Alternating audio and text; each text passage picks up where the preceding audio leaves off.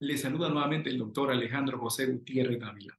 En esta ocasión, para hablarles de un tema sumamente importante: estrategias y tips para la interposición de la demanda de amparo. Pero antes, déjenme recordarles que se suscriban a mi canal Filosofía del Derecho, doctor Alejandro Gutiérrez, y denle like, me gusta a este video para seguir recibiendo contenido como este y de muchas otras ramas del derecho que serán de mucha utilidad. Bueno, en este momento voy a explicar algunos tips y unas estrategias necesarias para el planteamiento de la demanda de amparo. En primer lugar, hay que recordar que el amparo es una garantía constitucional contra la arbitrariedad del ejercicio de la función pública. Es menester tener en cuenta entonces que es una garantía que tienen todas y todos los ciudadanos del Estado para defenderse del ejercicio abusivo del poder. Quienes ejercen una fracción del poder público tienen y están debidamente sujetos a la Constitución y a la ley, tal y como lo establece el artículo 154 de la Constitución Política de la República de Guatemala. Los que ejercen una fracción del poder público están sujetos únicamente a la Constitución y a la ley, y por lo tanto tienen que respetar el conjunto de atribuciones dentro del cual está enmarcada su competencia administrativa. Si no fuera así, si se excedieran, si se desviaren de sus atribuciones, o no las aplicaran de la manera correcta, no las interpretaran de la manera correcta de acuerdo a todo ese bagaje que implica el ordenamiento jurídico constitucional del Estado de Guatemala, estarían actuando de una forma arbitraria y estarían ejerciendo de una forma abusiva el ejercicio del poder. Frente a esta situación, entonces, existe una garantía constitucional llamada el amparo. Pero el amparo, para que prospere, tiene que tener algunos elementos necesarios.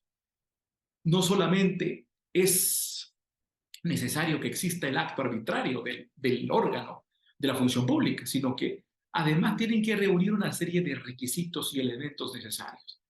El amparo debe ser idóneo, muy importante. Tienen que existir una serie de presupuestos para el planteamiento del amparo: legitimación activa, legitimación pasiva, temporalidad, definitividad y la existencia del agravio.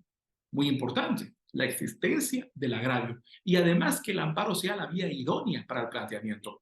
¿Por qué? Porque existen otra serie de garantías constitucionales con las cuales podría confundirse. Si lo que se atenta, por ejemplo, si el acto arbitrario está atentando contra la libertad individual de la persona, hay una amenaza de privación de libertad de parte de una resolución judicial. En este caso no procede el amparo. La vía es la garantía constitucional de la exhibición personal. Por otra parte, si lo que está afectando los derechos de una persona proviene de un acuerdo gubernativo, proviene de un acuerdo ministerial, de una circular, de un reglamento que tiene efectos generales, ese acto, si bien es arbitrario, es una disposición de carácter general.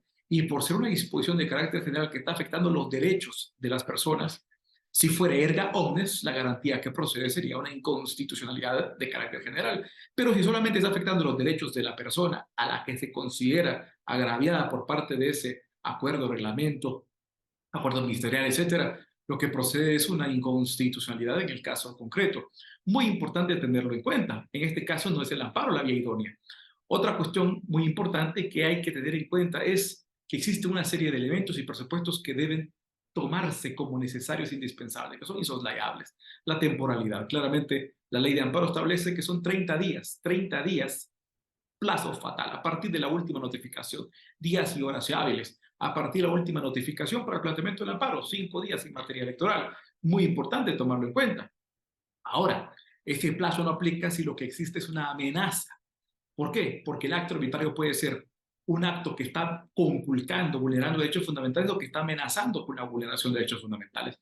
Si está amenazando con la vulneración de derechos fundamentales, entonces no se está sujeto al plazo de la temporalidad, porque no se está sujeto a una notificación. Hay una amenaza, pero no todos los actos pueden considerarse amenaza.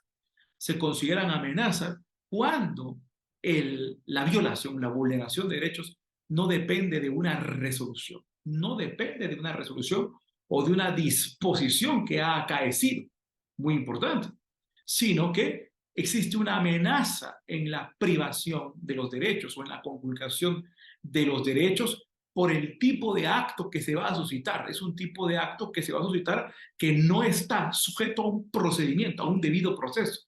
Cuando el acto no está sujeto a un debido proceso, no está sujeto a un debido procedimiento, un procedimiento administrativo, a un proceso jurisdiccional, sino que es un acto aislado, en este caso se puede hablar de amenaza. Pero nunca se puede hablar de amenaza si la resolución está desarrollándose dentro de un procedimiento administrativo o dentro de un proceso jurisdiccional. Si dentro de un proceso jurisdiccional, dentro de un proceso administrativo, dentro de un proceso que tiene etapas y que tiene actos procesales que se van agotando, en ese caso no se puede hablar de amenaza. Se tienen que agotar las instancias necesarias. En ese caso, hay un acto que sería la resolución, la disposición que se está emitiendo. Habría que esperar la notificación de dicha resolución, agotar los recursos correspondientes, pero no se podía hablar de amenaza si la situación que se considera que conculca derechos fundamentales está enmarcada o se está dilucidando, se está acaeciendo, me habían dicho, dentro de un debido proceso, entre un proceso judicial y un proceso administrativo. En todo caso, la amenaza tiene que ser un acto aislado de un proceso judicial o de un procedimiento administrativo. Entonces, si es dentro de un proceso, dentro de un procedimiento, entonces no hablamos de amenaza, sino que estamos hablando de un acto, una resolución que está conculcando, vulnerando derechos fundamentales de tal cuenta, entonces, que ahí sí habría que esperar la notificación del acto de la resolución y procedería el presupuesto de temporalidad. Aparte de esto, entonces, de la temporalidad, definitividad, es decir, agotar todos los recursos ordinarios.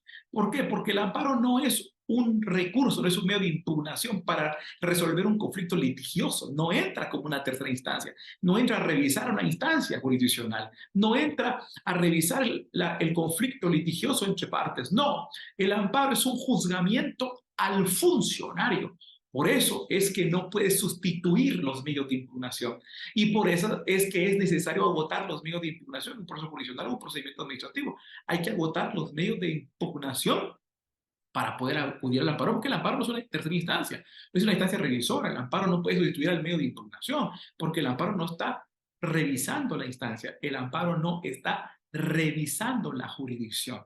El amparo lo que está es juzgando al funcionario. Eso es lo que está haciendo el amparo. Juzgar al funcionario que emitió la resolución y que se considera que actuó de forma arbitraria y que como consecuencia de su actuar arbitrario y su ejercicio abusivo el poder está conculcando y vulnerando derechos fundamentales. Pero no cualquiera puede plantear el amparo. Tiene que haber una legitimación activa. Esto es muy importante. Y la legitimación activa, de acuerdo a la doctrina, en la jurisprudencia constitucional, puede ser por intereses individuales, la persona que se considera directamente agraviada, puede ser por intereses difusos, en este caso es el Ministerio Público y el Procurador de los Derechos Humanos que tienen que plantear el amparo, porque son intereses difusos, intereses generales de la población. Pero, aparte de eso, la doctrina jurisprudencial ha agregado una tercera forma de legitimación activa, que son los intereses individuales homogéneos, es decir, ciertos grupos, por ejemplo, por los indígenas, personas con discapacidad o que padecen de enfermedades terminales y que están vinculados a una serie de situaciones y que por lo tanto uno de ellos que plantea el amparo vincula a los demás por intereses individuales homogéneos. Por ejemplo, un grupo de enfermos renales terminales que dependen del suministro de medicamento, por ejemplo, del Ministerio de Salud o del Instituto Guatemalteco de Seguridad Social. Hay un convenio interinstitucional con una entidad privada que los provee, por ejemplo, que provee servicios de diálisis, pero está próximo a vencer. Uno de esos enfermos puede plantear el amparo y vincularía sus efectos a todos los demás por cómo sería un espectro de intereses individuales homogéneos. Esa sería la otra forma de legitimación activa. Y legitimación pasiva es que sea verdaderamente el funcionario contra quien se va a plantear el amparo. Y algo muy importante, esto, aparte de la temporalidad, la definitividad y la legitimación activa y pasiva, es el agravio. Que exista el agravio directo, el agravio personal y directo. El agravio, ¿qué quiere decir? Es la lesión en la esfera de los derechos fundamentales de la persona. Volvemos a decir, el amparo no es una instancia revisora. El amparo no viene a proceder porque una persona no esté de acuerdo con el sentido de una resolución o con el sentido de una sentencia. Por eso existen los medios de impugnación. No, el amparo no es para eso. El amparo es porque el juzgador vulneró derechos fundamentales al dictar la resolución definitiva. Vulneró derechos fundamentales derivados de su actuar arbitrario, se excedió, se desvió del conjunto de sus atribuciones y de sus competencias administrativas y como consecuencia de haberse desviado, de haberse excedido de la aplicación o del apego al ejercicio de atribuciones de su competencia administrativa provocó la vulneración de derechos fundamentales y esa vulneración de derechos fundamentales es la que está lesionando los derechos fundamentales de la persona y eso es el agravio. Y ese agravio entonces tiene que ser personal y directo en contra de la persona, ese agravio. De tal cuenta entonces que la existencia de ese agravio personal y directo, cuya corrección se pretende, cuya suspensión se pretende para evitar que exista un quebrantamiento del orden constitucional, es el elemento fundamental para que proceda la garantía constitucional del amparo. Esto es muy importante, entenderlo y comprenderlo, no confundir entonces, no confundir el amparo con otras garantías constitucionales, no confundir el amparo con medios de impugnación de la jurisdicción ordinaria, no confundir el amparo con instancias, con el recurso de apelación o con el recurso extraordinario de casación, no confundir el amparo con la garantía de la exhibición personal o la inconstitución de carácter general o la inconstitución en caso concreto. Y algo todavía más importante es que el acto que se está denunciando sea el correcto, porque muchas veces se denuncia un acto reclamado que no es el correcto. Hay un erróneo señalamiento de acto reclamado. El acto reclamado tiene que ser la resolución final, la resolución definitiva, cuando, obviamente, no existan, o más bien dicho, cuando existan recursos que tengan efectos suspensivos, pero cuando existan recursos que no tienen efectos suspensivos, sería la excepción de la regla y se puede acudir directamente al amparo.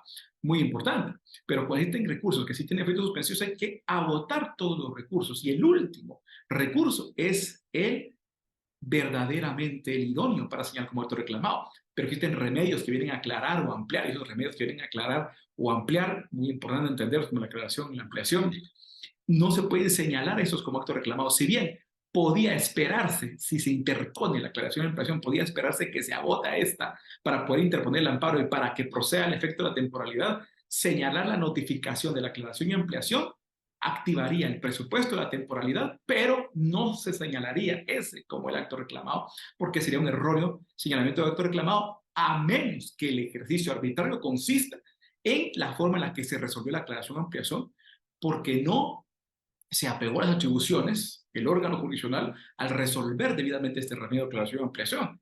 En ese caso, entonces, ahí sí habría que señalar ese como el acto reclamado. Pero si lo que se señala es el fondo del asunto, no es el remedio de aclaración y ampliación, no es el fondo del asunto, no se podría señalar la aclaración y ampliación porque había un erróneo señalamiento de acto reclamado. Y así podemos encontrar entonces otra serie de situaciones que nos dice la propia jurisprudencia y la propia doctrina. Para poder entender hay que comprender cuál es verdaderamente el acto reclamado que se va a señalar como el que está causando el agravio, como el que está siendo emitido de forma arbitraria, y para eso entonces una estrategia muy importante en la demanda tiene que explicarse en qué consistió ese ejercicio arbitrario. No es suficiente con señalar que hubo vulneración de derechos fundamentales, hay que explicar cómo acaeció el acto reclamado, por qué se dice que hubo un ejercicio arbitrario, cómo fue que se quebrantaron las atribuciones, las competencias del órgano jurisdiccional, en qué consistió, explicarlo debidamente y cómo eso vino a provocar la vulneración de derechos fundamentales. No realmente ligar otra situación, porque si lo que está diciendo que fue el sentido de la resolución la que vulneró derechos fundamentales, ahí hay una falta de conexión entre el agravio, el acto reclamado y la petición, y eso también hace improcedente y fallido el amparo. No es el sentido de la resolución porque no es una instancia revisora, sino es el ejercicio arbitrario, es decir, la forma en la que se excedió o se desvió del conjunto de atribuciones de su competencia, el órgano que está ejerciendo una fracción del poder público y que como consecuencia de ese ejercicio arbitrario vulneró, conculcó derechos fundamentales. Y hay que señalar cuál fue el derecho fundamental correcto que se quebrantó, porque señala un derecho fundamental que no es el correcto, también eso podría provocar que el amparo no llegara a un feliz término, no producir los efectos que se consideran necesarios. Miren, todos estos tips y todas las estrategias son necesarias para el planteamiento de la demanda, del amparo y otras muchas más. Pueden ver, si quieren seguir conociendo otras estrategias para la demanda del amparo, para el trámite del proceso del amparo, de cómo se dicta la sentencia del amparo y de otras garantías constitucionales, el planteamiento de la demanda laboral, civil, penal, procesal penal, pues suscríbanse a mi canal Filosofía del Derecho, doctor Alejandro Gutiérrez, y denle pulgar a este video porque así les estarán llegando más videos sobre este y otros temas relacionados de vital importancia para todas y para todos. Así que estén pendientes de este y otras cápsulas más que están relacionadas con este tema del derecho procesal constitucional y otras ramas del derecho. Así que fue un gusto compartirles. Saludos a todas y a todos.